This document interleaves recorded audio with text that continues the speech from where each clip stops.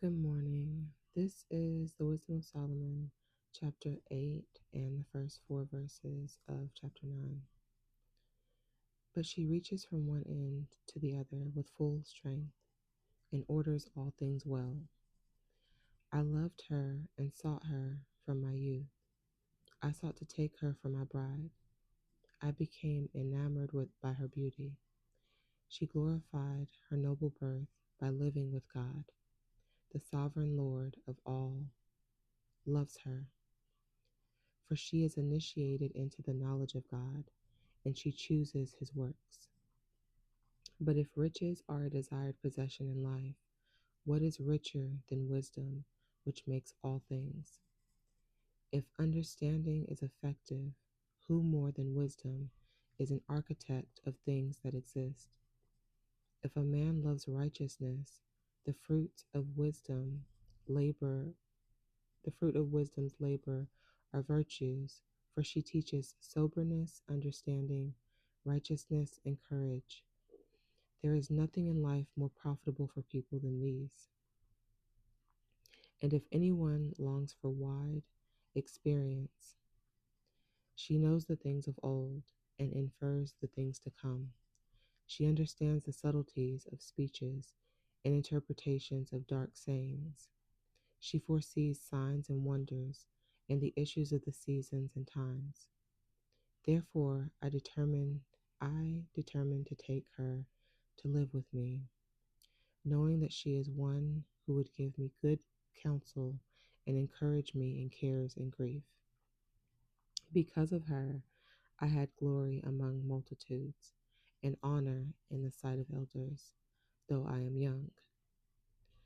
I will be found keen when I give judgment, and I will be admired in the presence of rulers. When I am silent, they will wait for me. When I open my lips, they will heed what I say. If I continue speaking, they will put their hands on their mouths.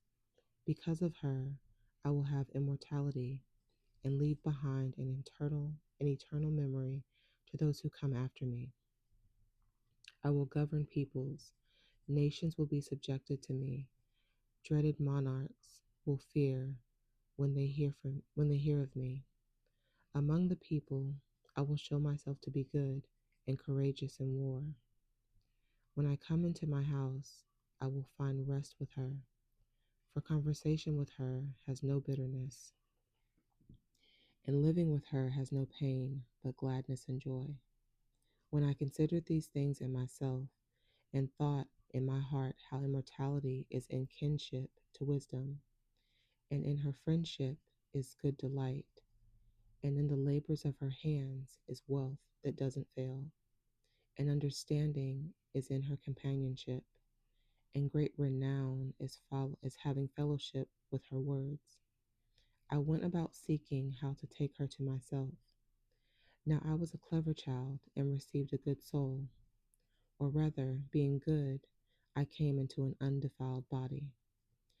Perceiving that I could not otherwise possess wisdom unless God gave her to me, yes, to know and understand by whom the grace is given. I pleaded the Lord. I pleaded with the Lord and implored him, and my and with my whole heart I said, O God of my ancestors and Lord of mercy, who made all things by your word, and by your wisdom you formed man, that he should have dominion over the creatures that were made by you, and rule the world in holiness and righteousness, and execute judgment in uprightness of soul. Give me wisdom, her who sits by you on the thrones. Don't reject me from among your servants. So I pray for wisdom. I know that I don't know anything on my own.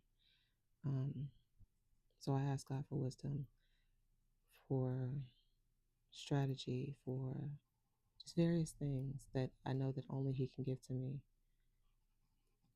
Um,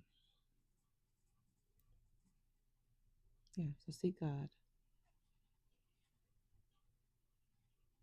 He can help. And whatever the situation is, He's got a plan for it. He provides. It's safe to trust Him. He won't fail. Be blessed.